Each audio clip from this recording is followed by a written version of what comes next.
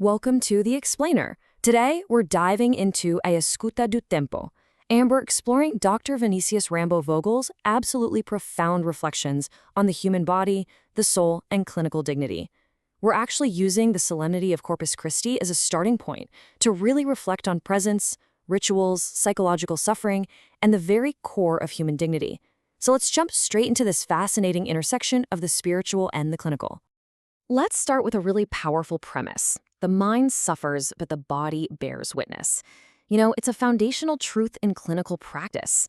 When the soul is in pain, but simply cannot find the words, well, it's our physical body that steps up and speaks for us. No human pain ever arrives in a purely abstract form. It always finds a way to show up.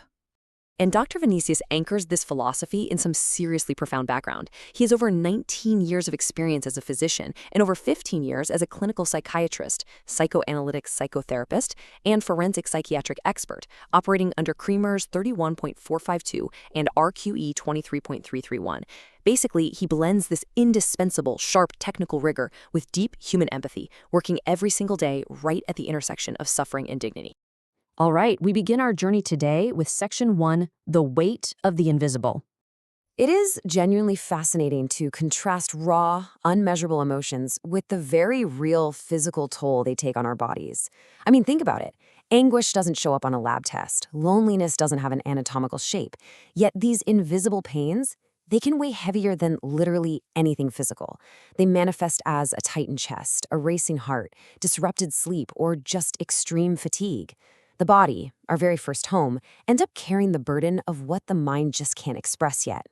And this brings us to the really beautiful metaphor of Corpus Christi. Beyond its religious significance, it illustrates a fundamental human need, making invisible, formless mysteries visible and tangible.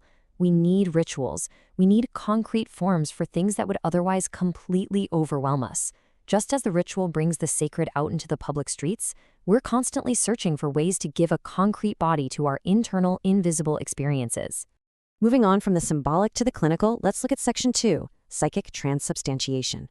Dr. Vinicius uses this striking analogy to describe exactly what happens in psychotherapy. Psychic transubstantiation is the clinical process of taking formless, chaotic, emotional pain and transforming it into structured words. When a patient sits down and says, "I don't know how to explain what I'm feeling," that's when the delicate work begins.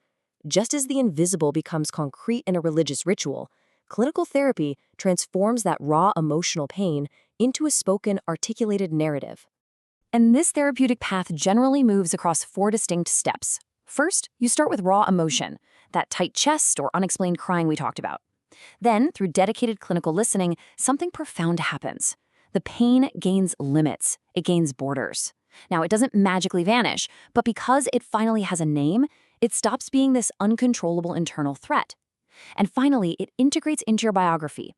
It becomes a part of your story that you can actually think about, process, and withstand. But here's the thing. Processing this immense weight isn't meant to be done alone. Which brings us to Section 3, the container function. Relying on the work of psychoanalyst Wilfred Bion, we see this concept of the container function. Some suffering is simply too intense for one person to think through in total isolation.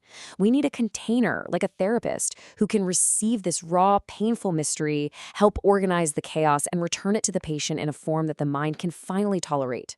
A core function of human listening is making sure no one has to carry the mystery of themselves completely alone. And it's not just therapists who do this. Collective rituals serve this exact same container function on a massive societal level. They give rhythm to our chaos. They remind us we are part of a larger holding community, which dramatically reduces the anxiety of our own limitations. When we share rituals, we find meaning and connection, and it reminds us that nobody should have to carry the weight of the world on their own shoulders. This communal holding extends directly to how we treat the most vulnerable among us. Let's look at Section 4, the dignity of the fragile body. Consider this powerful idea for a second. Fragility does not rob anyone of their dignity. It is incredibly easy for modern society to applaud the young, the productive, the autonomous, the victorious. But a true civilization, that's measured by how it treats the fragile body, the aging, the sick, the dependent, and those struggling with mental illness. Especially in fields like forensic psychiatry, finding this balance is absolutely vital. We have to weigh objective technical rigor, things like diagnoses, forensic reports, and legal rules, against warm human empathy. Because behind every single forensic report or diagnosis is a living, breathing person, someone with a trauma history, a biography, and a desperate need to be heard. True medical technique doesn't separate science from humanity, it unites them, ensuring we don't rush to brutal conclusions. Because when we lack empathy, patients experience what Dr. Vinicius calls the second suffering. This is when the actual pain of an illness, say severe depression or anxiety, is compounded by the agony of being judged, dismissed as weak, or totally misunderstood by society. Empathy isn't just decoration, guys. It is a vital clinical tool that protects patients from this devastating secondary violence. It basically says, I am trying to understand you before I judge you. Ultimately, this leads us to our final core theme, Section 5, Hunger for Presence. At the core of it all, what are people desperately searching for? We have this profound hunger for recognition, for care, for forgiveness, and for a real sense of belonging.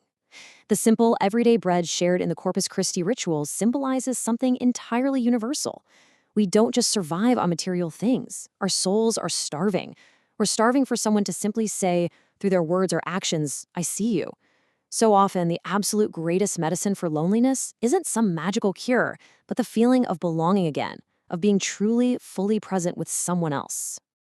If you, or maybe someone you know, is seeking this kind of careful, empathetic, clinical listening, Dr. Vinicius Vogel provides psychiatric care, psychotherapy, and expert services at his private practice.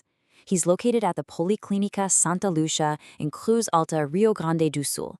You can easily reach out via his website, viniciusvogel.com, by email, or through his assistant Maria Clara on WhatsApp at the number provided here. We also invite you to join the conversation online. You can follow Dr. Vinicius Rambo Vogel on YouTube, Instagram, Telegram, and X.